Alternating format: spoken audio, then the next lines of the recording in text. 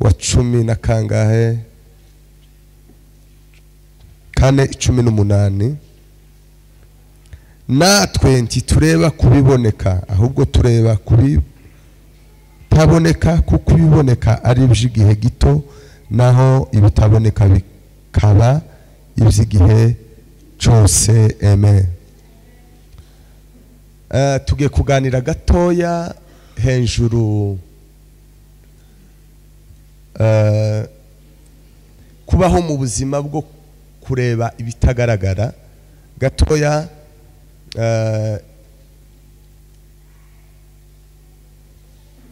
Habaho isi itagaragara, haba isi itagaragara. Kuna nyimbo munaimba nafurahia baraka zote za ulimwengu wa roho. Nukuvuga ngo uko hari isi y'umubiri hariho n'isi y'umwuka. Niyo ngiye kubigisha gatoya ibintu by'umwuka kugira ngo bibafashe gatoya. Iyo umuntu akijijwe agomba kuba umunyembaraga mu isi y'umwuka, mu mwuka. Uko tureba gutya tubona na gutya mu mubiri no mu isi yo mu mwuka habaho abantu bazababonana. Nico gituma abanyamwuka bazababona ibindi by'umwuka bagashirikinta hangaha abanyamwuka abandi banyamwuka bakakibona. Nukuvuga ngo aho aya maso atabona hari ibindi bihari. Hello, mutegere kino kintu cyane. Noneho intambara z'abakristo tiziboneka, turwana n'imyuka itaboneka itarebeshwa aya maso. Iyo mubona abantu bagenda bacika intege, abantu bagenda bananirwa mu byizegwa, ni ikimenyetso cy'uko mu isi y'umwuka bagenda bashira imbaraga. Kujya umubiri ukora icyabaye mu isi y'umwuka. Tegere kino kintu. Gutsinda no gutsindwa mu mubiri bibanziriza mu isi yo mu mwuka. Imyuka habaho imyuka y'ubwibyi, imyuka y'ubusambanyi, imyuka y'uburozi, imyuka y'ishari, imyuka y'ubugome, imyuka y'ubwibone. Iyo ni imyuka. Noneho iyo igeze mu muntu igera muri wa muntu, hanyuma wa mwuka ukayobora wa muntu agatangira kuba umugome. Nukuvuga ngo ni umwuka w'ubugome wamugezemo bituma aba umugome. Tegere kino kintu cyane. Nico gituma mu isi yo mu mwuka Bibiliya idusaba kuba abanyembaraga kuko intambara zo mu bumana ziba mu isi yo mu mwuka. Abanesha baneshereza mu mwuka, abatsindwa batsindirwa mu mwuka. Hanyuma umubiri ukagaragaza amatokeyo y'icyabaye mu isi yo mu mwuka. Munasikia? Bivuga ngo rero abakristo barasabwa kuba abanyembaraga mu isi yo mu mwuka kugira ngo babashe guhangana n'imbaraga z'imyuka. Paulo yabwiye Abaefeso ngo abo dukirana nabo cyangwa abo tugwana nabo ntabwo ari abantu bafita umubiri cyangwa inyama n'amaraso, ni imyuka. Tegere neza, ibyo dukora mu isi y'umubiri by'intege nkeya ni ibikorwa biba byabanje gukorerwa mu isi yo mu mwuka, noneho cya kindi cyatsinze mu mwuka umubiri ukagikora. Hello, turi kumwe? Mutegere kino kintu cyane kubera ko abantu benshi bagiye baba abanyantege nkeya mu by'agakiza zahereye mu isi yo mu mwuka. Nubona tugisenga nkuko wasengaga kera, ni intambara yabaye mu isi yo mu mwuka ikumara imbaraga, noneho mu mubiri ukananirwa. Isi ya none ikeneye amasengesho yabera, hirya no hino hari imbohe zitegereje gutabagwa. Rangurura maze utangariza abafite intimba, bwira nabo bose bashaka kwiyahura. Ufite Imana itabara abantu, iyo dusenze uratwumva. Rangurura, rangurura maze utangariza abafite intimba, bwira nabo bose bashaka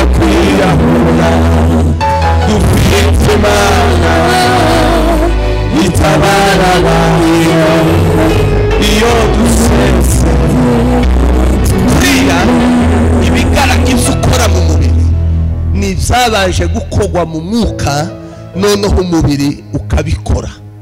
Kujya basambana mu mubiri baba babanje gusambana mu isi yo mu mwuka bakananirwa, noneho umubiri ugakora igikogwa. Satani abahe, abarozi babahe, abadayimoni babahe, ni imyuka. Kuko nta muntu mububaho, nta n'umuntu mwiza ubaho, habaho imyuka mibi ikaza mu muntu, wa muntu tukamwita mubi kuko umwuka mubi wamugiyemo. Umuntu w'Imana habaho umwuka wera. Wa mwuka wera iyo ari mu muntu hari biranga umuntu uri mu mwuka w'Imana. Bya bintu bigaragaye mu mubiri ni ikimenyetso cy'uwari cyo mu mwuka. No tegere kino kintu cyane, ari nacyo gituma Bibiri dusaba kugwiza imbaraga mu isi yo mu mwuka, kugwiza imbaraga mu isi yo mu mwuka, kuko intambara zibera mu mwuka. Umuntu ageraho sambana mu mubiri, habaye intambara ikomeye mu isi yo mu mwuka agatsinda.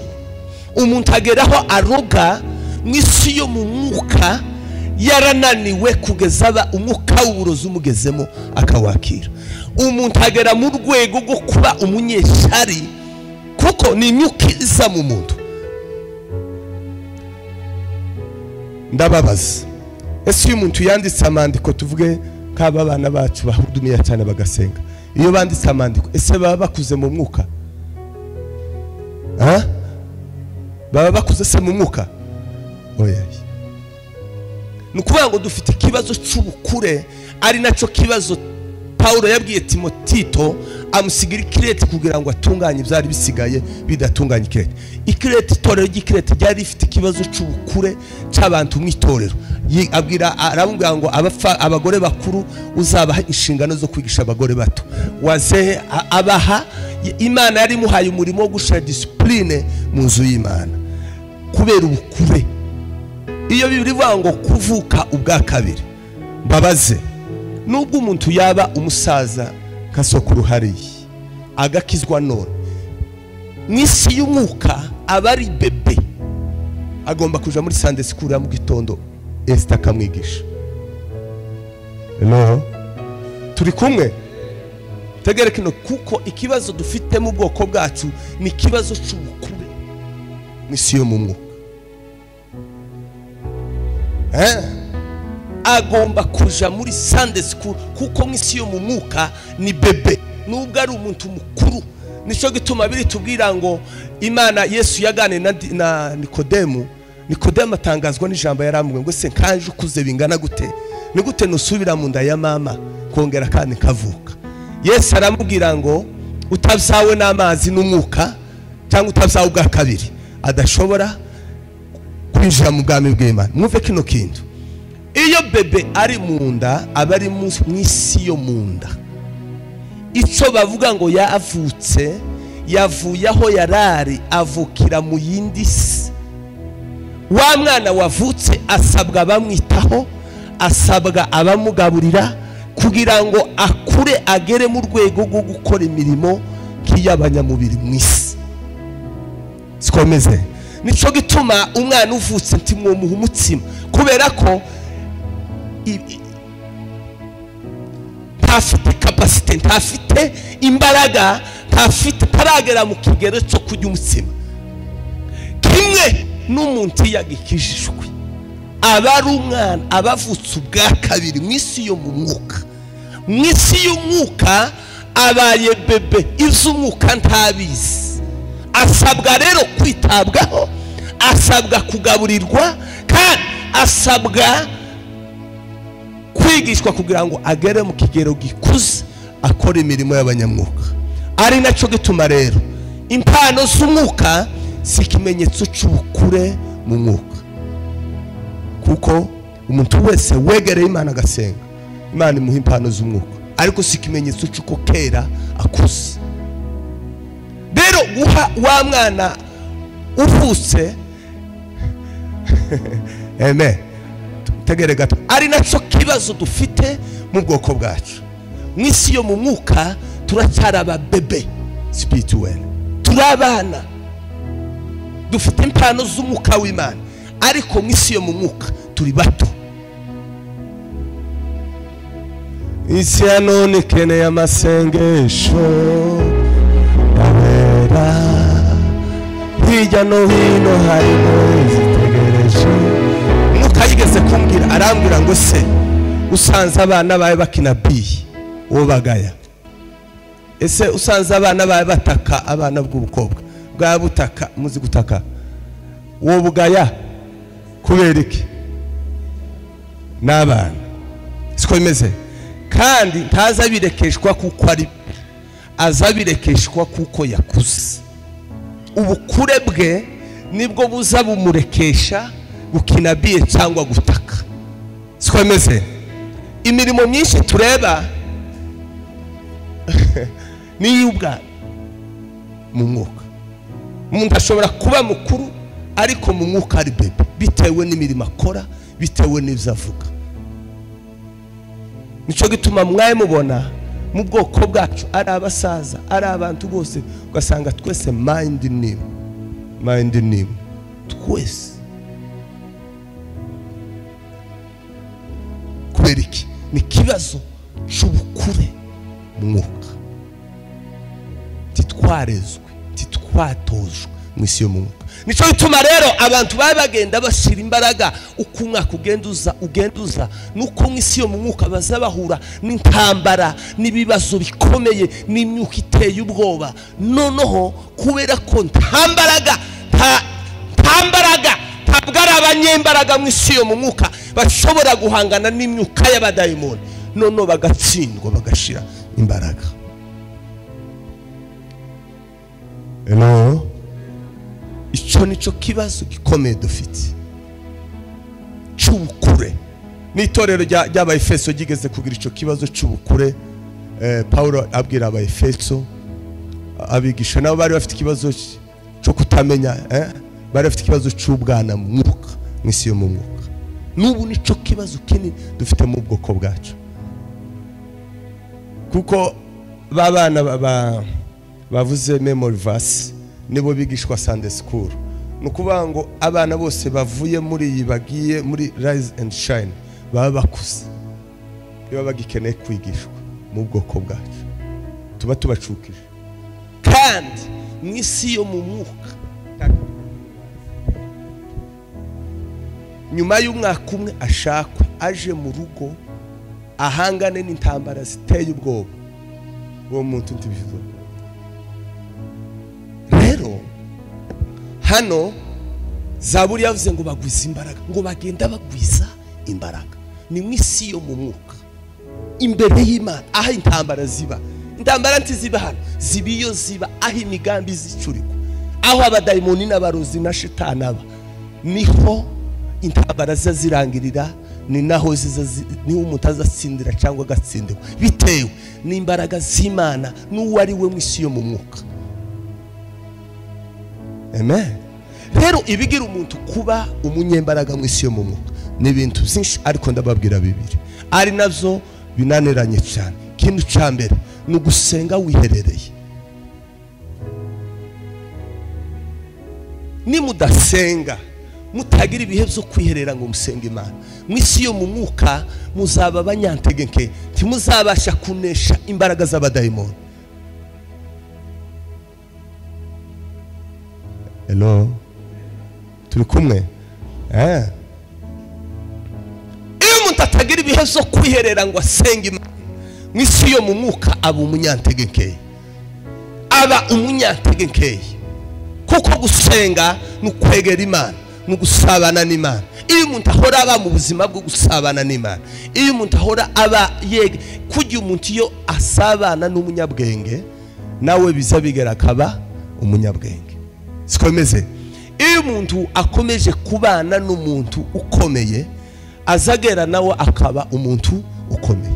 Uko umuntu agenda asabana n'Imana mu gusenga, mu kwiherera, niko mu isi yo mu mwuka bitagaragara uzugenda ugwiza imbaraga. No ugatangira guhura n'ibigeragezo. Mureke mbabwira ibigeragezo mu isi yo mu mwuka.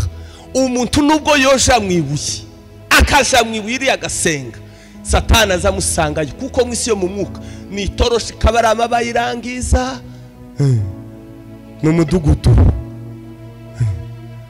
Nico gituma umuntu wese usenga ninjoro mwisi yo mu mwuka nitara bazabama bamuraza cyo mu muhana. Isi ya none ikeneye amasengesho yabera hirya no hino, hari zitegereje gutabagwa. Rangurura amazi utangariza abafite intimba, bwira nabo bose bashaka kwiyahura, ufite Imana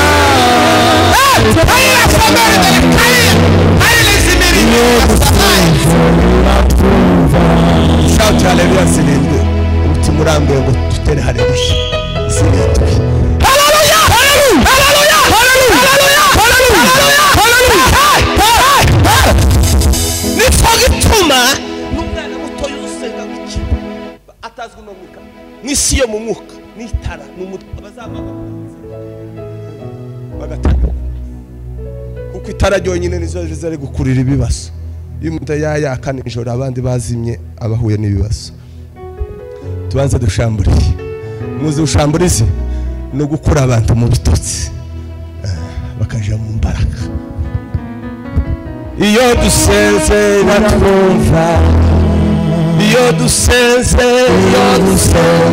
iratwumva, iyo dusenze bituma umuntu wese usenga azahura n'ibigaragazo, azahura n'intambara kubera ko mwisi yo mu mwuka nimba umuntu ashobora kurinda bakamuha Imana ikamuha akarere ngo akarinde umugabo umwe cyangwa umwana umwe cyangwa umugore umwe, Imana ikamurindisha akarere. Uwo muntu mwisi yo mu mwuka ni umuntu ukomeye cyane. Umuntu ushobora kurindishwa kanisa akarindishwa akarere mwisi yo mu mwuka aba ari umuntu ukomeye cyane.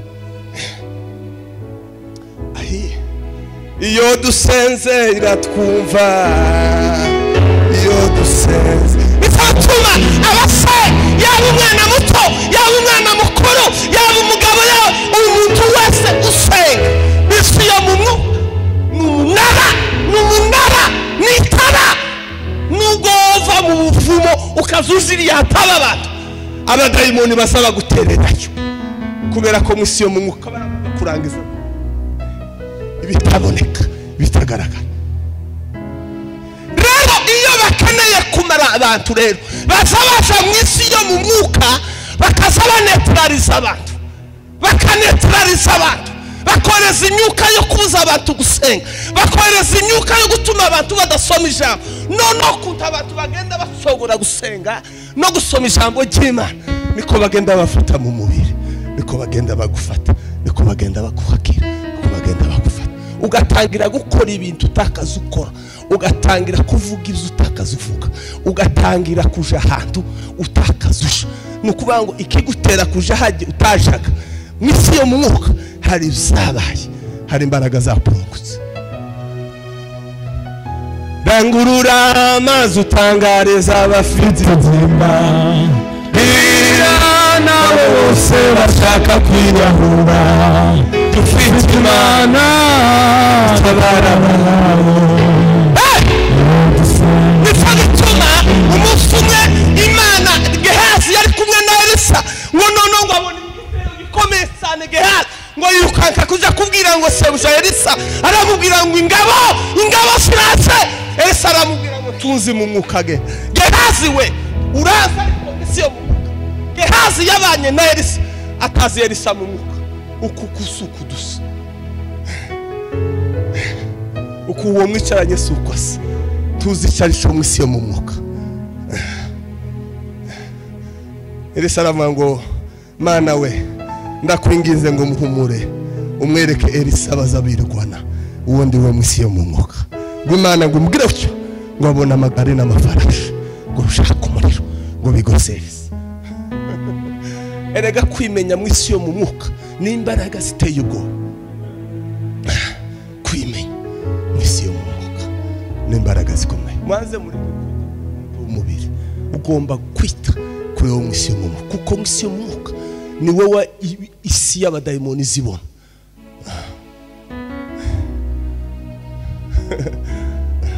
Tutuma Yesu katika mwili alikuwa kama mtoto kondoo, yari umwana w'intama w'Imana usuzuguritse, ariko mwisi yo mu mwuka alikuwa simba wa Yuda, alikuwa Mesiya. Kandi nico kintu twese dutandukane kwa abantu bose bicaye hangaha, dutandukane mu mwisi y'imyuka. Bamwe na amapepe n'ijoro, abandi na amatara. Dangurura amazi utangariza abafite intimba, bwira nabo bose bashaka kwiyahura, dufite Imana itabara abayo, iyo dusenze iratwumva. Haleluya, haleluya. Umwuka yarambye ngo komeze, nimba umuntu ashobora kuva hano akaja mu bijombo kuruga, aba yagiye mwisi yo mu mwuka dusize hano. Mwebwe nti mubisi uku twobana mu nama gucya ibo munyuka bagiye kutugambanira mwisi yo mu mwuka, tukabana mu huduma tukabana, ariko mwisi yo mu mwuka ibo kera bagiye kutugambanira. Mwisi yo mu mwuka habibintu, mwisi y'imyuka habibintu. Nico gituma mu mwuka nta mamu haba, nta kaka, nta papa, nta bishop, nta revera, nta binamu, nta mayina. Mwisi yo mu myuka ni imyuka gusiza yangani tugatemana, kuko umuntu wese aba yobowe na sebusha. Tubanze dushambure, dutere haleluya 20 za ushamburize. Musaza mwama mwirigwana, ariko murindane mu myuka, kuko mu myuka umuntu aba afite sebusha. Twobana gucya mu mubiri hano, ariko ufite sobusha nanje mfite sobusha. Twagera mu myuka umwe agafata umpango ndagafatura tugatema. Cyo tuma umuntu yogambanira uwo mabana bugufi mwisi yo mu mwuka. Turatera haleluya 20 za ushamburize. Mube abanyembaraga, gomba kuba umunyembaraga mwisi yo mu mwuka. Haleluya, haleluya, haleluya, haleluya, haleluya, haleluya,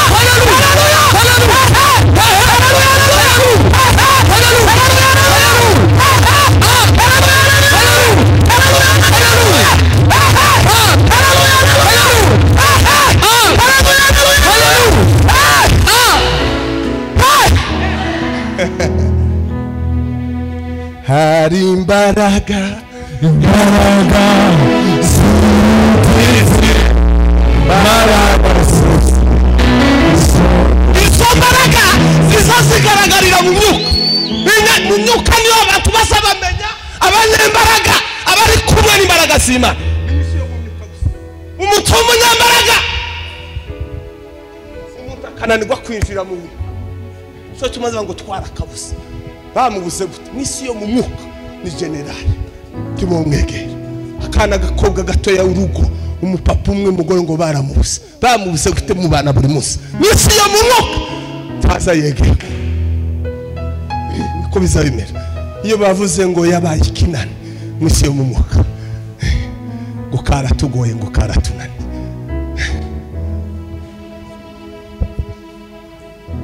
Hari imbaraga, imbaraga z'Umukiza, imbaraga zose gusenga bizatuma murakarumiwe cyane. Kugira umuntu azasoma akiga, uko agenda yiga niko yayagenda aba umunyabwenge n'umuhanga cyane. Niyo umuntu yayasenga mwisi yo mu mwuka azagenda aba umunyembaraga. Biza bigaragara ku mubiri, yogumana ihuzi imwe, yogumana ikirato kimwe, ariko mu mwuka. Nico gituma Imana yabwiye Gideyoni, wa munyembaraga yawe umuhe wawe usokora ingano. Mwisi yo mu mwuka Imana yazimubona ku munyembaraga, ariko Gideyoni we yazayibona ku munyantegeke. Nico gituma iyo umuntu atarimenya uwo ari we mwisi yo mu mwuka, imyuka yose izimugeraho. Nico bituma abarozi baba bagwira cyane, nico bituma ubusambanyi bwabwiyongereka cyane. Si ikindi ni imyuka, kiraza mu bantu b'abanyantegekeye ikabinjiramo.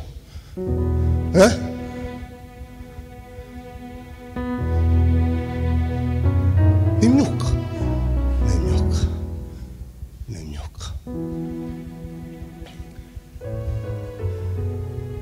nimo ndani ya Yesu ninaburudika, nimo ndani ya Yesu ninaburudika, nimo ndani ya Yesu ninaburudika, nimo ndani ya Yesu ninaburudika, iyo ndi muri Yesu numva nguwe neza.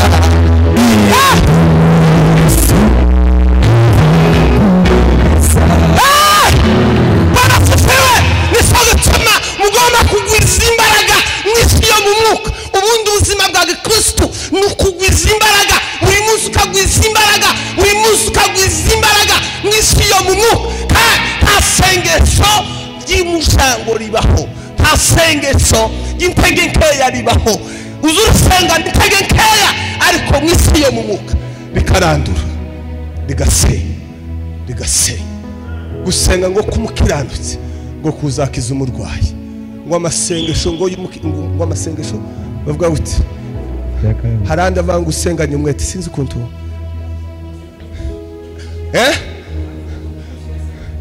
ngo amasengesho y'umuntu usengana umwete ngo agira umumaro, ngo amasengesho y'umukiranutsi ngo agira umumaro ngo yasenganye umwete. Uko nta mpano yo gusenga ibaho, akuna karama ya kuomba ni umwete. Nta mpano yo gusenga ibaho ni umwete.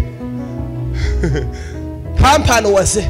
Paulo yaravuze ngo twebwe umubiri ngo tugenda ngo nubwo dusaza ngo ariko ngo twebwe ngo umuntu w'indani ngo imbere ngo agenda aho ari musha. Inyanukuri nubwo imibiri yanyu yayiganze saza, ariko mwebwe abo mu mwuka bagomba kugwiza imbaraga, bakababasha isi yo mu mwuka. Nshatuma Paulo yavuze ngo twebweho turaba kubigaragara, ntabwo tubwiraba kuri ibi bigaragara, turaraba ibitagaragara. Ibitagaragara nizo duhangana nazo. Nta mwanya afite wo kuganira nawe ngo dutukane ngirane ishari. Isoni bito mfite isoni impangana nazo bitagaragara. Abana bato mu mwuka bagira ishari, abana bato mu mwuka baza bagwana. Cyo tumamuza mu marana amakanisa mukagwana. Umwe yasohoka n'abasaza bose ngo ni mwene wacu wa utujana. Si kibazo, ni kibazo cy'ubukuru mu mwuka. Dushamburiye kwanza, dushamburiye ko turasenga. Iyi ushamburize ikindi abasengera ngo mwisi yo mu mwuka mubabanyembaraga. Ni mutaba abanyembaraga Satani azakoresha imirimo ikomeye. Cyo tumubunye n'abantu bato bakiramukanya. Umuvandimwe wawe ntiwo muramutsa gute ni kibazo cy'ubwana mu mwuka. Nico gituma mwisi yo y'umubiri iyo usuzuguye mama wawe yo kuvuma kandi bikaba sivyo. Iyo ushwanye n'umugore wa cyangwa tukumugabo cyangwa urugo rushobora gusenyuka, cyangwa mutizerana nk'abashumba mugasenya ibintu. Mwisi y'umubiri, umubiri ni umubiri. Mama ni mama mu mubiri, ngomba kumwubaha kugira ngo imyaka yaje sikomeze ibe myinshi ndame. Ariko mwisi yo mu mwuka nta mama ubayo. Ariko nimzuka mu gitondo wazuse wazuse neza nuko. Ariko ninjoro mu mwuka nta mama ubayo. Siko ariko ninzuka buki ni mama ngomba kumwubaha kamwitaho, kuko nogira ico nubwo yozaja ikuzimu kabimenye. Mu mubiri ni mama, ngomba kumwubaha, ngomba kumwumvira. Sikwemeze. Ariko mwisi yo mu mwuka kandi banagiye gusenga, mwuka yarambwe ngo mutagiye gusenga gutya, abagiye mu rugamba kujya abadayimoni n'abarozi baza baja mu kazi nijoro, niko n'abasenze baba bagiye mu kazi. none amasengesho yabera Imana kuko nico gituma umwuka yarambwiye ngo uko utaza amasengesho agutunze ngo niko nawe utaza amasengesho yabatunze. Ese ninde uzi isengesho rimutunze? Hari umuntu uzi amasengesho amutunze? Wosanga amasengesho yabera ari yagutunze. Isi ya none ikeneye amasengesho yabera hirya no hino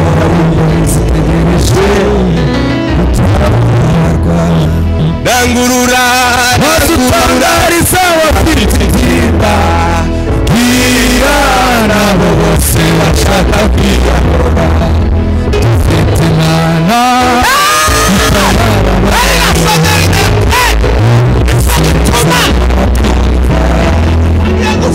Imana ikagwango mwirukwanke mutaba Nuko Imana izigira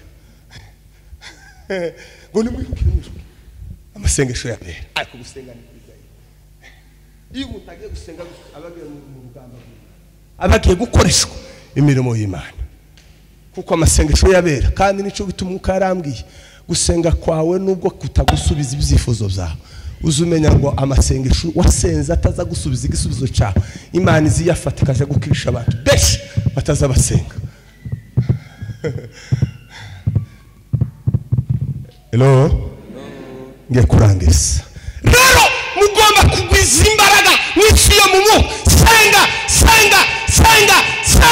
senga kuko gusenga kwawe nibwo kubiba tuzi kizera icarico tuzi imbaraga ziva mu isi yo mu mwuka. Senga iyo wawe ukomeza ugasenga mu isi yo mu mwuka uzugenda ugwiza imbaraga tanyuka mibi yo kugeramo yosahe inyuka bibi yo gusahe irari ryo gusahe ubugome bwo gusahe urugambo rwo gusahe wozorogera hehe kuko misi yo mu mwuka uhora wegerana n'Imana ugendana n'Imana usabana n'Imana ukugenda usabana n'Imana amasengesho yawe make kuko impamvu yo gusenga ziraruti aho umuntu yosengera. Mufite ikibazo cyo ngo se turaje gusengera no impamvu zo masengesho impamvu zo gusenga zirarutaho umuntu yoje gusenga. Hello turi kumwe ngo yaye ngo hano ngo turi busy ngo akazi wewe iso ni integenke ya mapepo tubanze tugushamburiye dutere haleluya tugushamburiye umuntu uza witwaza ngo ni job ngo ni kazi ngo imemfa babisha ngo asione job ayo na mapepo integenke yabaye mu mwuka aza tumuvuga gutyo kuko impamvu zo gusenga zirarutaho umuntu yosengera. Tuanze dushambura izo mpamvu dutere hano gatoshye. Haleluya n'ubona utagisenga kuko wasengaga uzomenye ngo ni ikintu cyabaye mu isi yo mu mwuka bakumara imbaraga. Mwebwe ntimuzi ibintu uzugenda ushira imbaraga buhoro ukagira ngo nibisanzwe buhoro neza iyi imbaraga zagushizeho guke sikomeze bazama gukoresha igikogo mateka cyo tuma mwamusanga abantu benshi ivyo batari ivyo kera ubu nyine ni barizo kandi barabanyembaraga barabanyamasengesho baririndaga cyane ariko ubu nyine babaye hovyo nuko mwisi yo mu mwuka bateswe noneho umwuka ubaganjije muri bo ukabayobora ubukure bwo mu mwuka ubundi si impano z'umwuka wera ahubwo ni imbuto z'umwuka wera. Hello amen ubukure bwo mu mwuka ntabwo ari impano z'umwuka wera sikomeze ahubwo ni imbuto z'umwuka wera.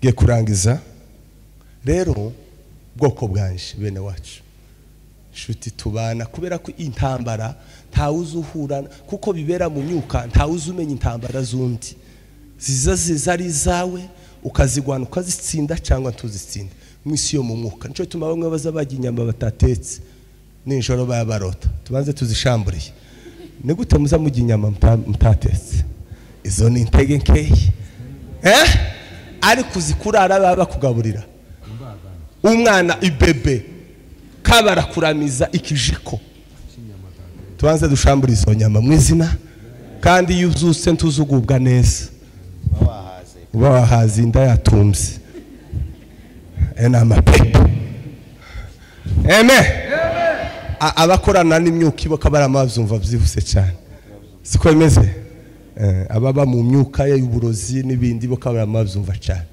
uburyo biza bikoko hello turi kumwe hari uri muno ntibobura ibo barimo barahita bazumva cyane uburyo gahunda zazikoko nibo ba mbere gukora gahunda ariko kandi Imana niyo ya mbere izi gukora gahunda neza amen Imana izifata amandi kuko ngo mugende mukore gahunda gutya ngo umutarama aba muzima niyo ya mbere ivyo ni vy'inyamwuka gusa ibintu zo mu nico gituma mu mwuka mugomba kuba abanyembaraga ni utaba abanyembaraga satana azabateka n'abatetswe bari abanyembaraga bakomeye tubanze dushamburiye inyama za nijoro haleluya hey hey barasifiwe amen iyo dusenzera twumva iyo dusenzera twumva Rangurura maso utangariza abafite imbawe bwira nabo bose bashaka kwirahura dufite Imana dusenzera twumva haleluya kuba itwariye Imana mwisi yo mu mwuka nubwo biraba ngo n'umwana mutoya uzi gusenga hazagira igihangane ntazatinya dayimoni igituma muza mubona mutinya ibintu bitanu biranga abantu batuye mu buzima bwatsinzwe bw'abadayimoni umwuka yafashe n'ibintu bitanu kintu cambere no gukora ibyaha iyo umuntu abaye mu buzima bwo gukora ibyaha aba yaratsinzwe ijambo rya kabiri no kutihana iyo umuntu atakicihana siko bimeze aba yarafashwe mateka imbaraga zimuhesha kwihana ntazaba kigira nta mwuka w'Imana bagifite ijambo cya gatatu n'ubwoba iyo umuntu yatsinzwe aba ari umunyabwoba iteka ryose kujya umuntu w'intware w'umunyembaraga ntazagira ubwoba ese niko no kuvuga ngo umuntu agira ubwoba iyo abonye ibindi bifite imbaraga kumurusha nico gituma mubona ubwoko bwacu tugira ubwoba bw'ibigeragezo n'abadayimoni n'abarozi nuko turabatinya kubera ko bafite imbaraga siko bimeze zirenze izo mugira ariko umuntu w'umunyembaraga mwese yo mu mwuka ntagira ubwoba njo tuma biravuga ngo bazajya ibyica ntaco bizabatwara ngo bazakandagira scorpion ukuga tuza tubijana ndetse yaravuze ngo muzaca mu muriro ntuzobatwika apana kando ya moto mutaingia moto ariko ntimuzosha kuko imbaraga zibariho tizotuma musha mwisi yo mu mwuka se umuriro wofata ayaye bazamaze ikiguruguru kamugi kuko muri we urundi muriro moto wa Bwana amen tuanze duheshima subaye haleluya ijambo ryakane nukutizera narimvuze bitatu ijambo rya mbere gukoreshwa ibyaha cya kabiri kutihana icya gatatu kuba mu buzima bw'ubo icya kane nukutizera iyo umuntu atakicizera aba atuye mu buzima butsinzwe ijambo rya gatanu nukutagirirwa inama iyo umuntu atakigirirwa inama aba yarananiwe aba yaratsinzwe hello turi kumwe kuko ijambo ry'Imana rirambwira ngo umuntu utagirirwa inama siko mete ntabwo ari umukristo umuntu utemera inama z'abandi umuntu aragoye cyane haya tutaendelea siku nyingine msimame tuombe basi icya kabiri ni ijambo ry'Imana mwicare mwanze mwicare mwihangane semene amen ijambo rya mbere no gusenga ijambo rya kabiri no gukunda ijambo ry'Imana ijambo ry'Imana ubundi mutegere kino kintu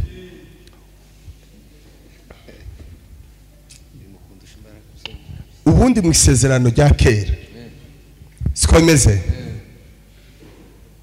Yesu yagendaga agereranwa na Adamu wa kabiri, siko bimeze. Agere mu isezerano risha, iyo bavuze Kristo mu mwuka ni ijambo, mwisi yo mu mwuka, siko bimeze.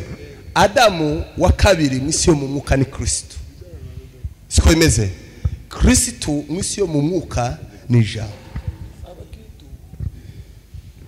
Kenshi yagendaga bango ndi ijambo, siko bimeze. Mwumvise? Adamu wa kabiri ni inyandiko, ni inyuguti. Mu mwuka zasobanuraga Kristo, siko kure. Kristo nawe ni inyandiko, ni inyuguti, ariko mwisi yo mu mwuka ni ijambo, siko bimeze.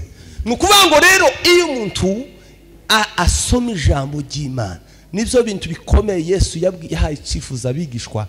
Arababwira ngo nimuguma muri nje, amagambo yanje akaguma muri mwebwe, nico gihe muzaba mufite imbaraga zo gusaba ico mushaka cyose mukagihabwa. Amen. Turi kumwe? Nukuvuga ngo iyo umuntu ahora mu ijambo ry'Imana, ninka kwa kundi umunyeshuri aza yiga silabise kandi ntayijane mu kizamini, ese azayisiga muhira, ariko ivyo yasomye uzagiye mu mutwe, siko bimeze. Kandi amenya kuko biri mu mutwe iyo ahuye n'ikizamini, kandi yahuye n'ikibazo igisubizo gihita ciruka kikaza, siko bimeze. Nukuvuga ngo ijambo ry'Imana riza ryari, abantu baza basoma mwisi yo mu mwuka. Iyo usoma gusa wumva utumva, mutegere kino kintu, wumva utumva, mwisi yo mu mwuka biba byatubaka ikintu citwa kwizera, kuko kwizera kuzanwa no kumva ijambo ry'Imana. Nukuvuga ngo umuntu udasoma ijambo ry'Imana nta kwizera agira, kandi umuntu wanga ijambo ry'Imana yanga nyiryo. Ikigaragaza ko mudakunda Imana mu mitima yanyu nuko mudakunda ijambo ryayo. Hello, mwategereye? Iyo wanze umuntu wanga n'ijambo rye. Iyo umuntu, abantu bose banga ijambo, siko bimeze, banga nyiraryo, kuko ijambo niryo ntiwokunda utazi, ntiwakwizera utazi. Nukuvuga ngo ijambo niryo ritwereka Imana iyo ariyo, niryo ritwigisha Imana iyo ariyo. Nukuvuga ngo rero ikusoma niko mwisi yo mu mwuka wubaka kwizera, siko bimeze. Noneho rya jambo uzurisiga Bibiri ukayisiga, ukaja mu kazi kawe, ukaja mu buzima, ariko rya jambo riri ahantu mwisi yo mu mwuka. Nico bituma Yesu yabwiye abigishwa ngo uwo mwuka ukuri naza azagira gute, azabibutsa ibyo nababwiye, azabibutsa ijambo ryanje riri muri mwe. Nukuvuga ngo iyo umuntu rero yubatse ku ijambo, mwisi yo mu mwuka aba ari umunyembaraga. Nico bituma Dawidi yavuze ngo naribike mu mutima wanje kugira ntagucumuramo. Ijambo ryonyine riza rituma umuntu adakora icaha. Mwoja mwihuduma umuntu akamaja gusambana musohotse, abandi bakora ihuduma mwisi yo mu mwuka bakaja kuruka, abandi bakora inama gutya, mukora amasengesho gutya, siko bimeze, mukagamba abandi muri mu masengesho. Ariko umuntu usoma ijambo ry'Imana, siko bimeze, niryo riza rimuhana, rikamutesha, rikamutunganya, rikamugira uko ushaka. Biravango kugira ngo umuntu w'Imana abashitse afite ibimukwiriye zose. Nimubona rero mwanze ijambo ry'Imana, mwisi yo mu mwuka ntimwonesha icaha, ntimwonesha umubiri, ntimwonesha Satani, ntimwoba abanyembaraga.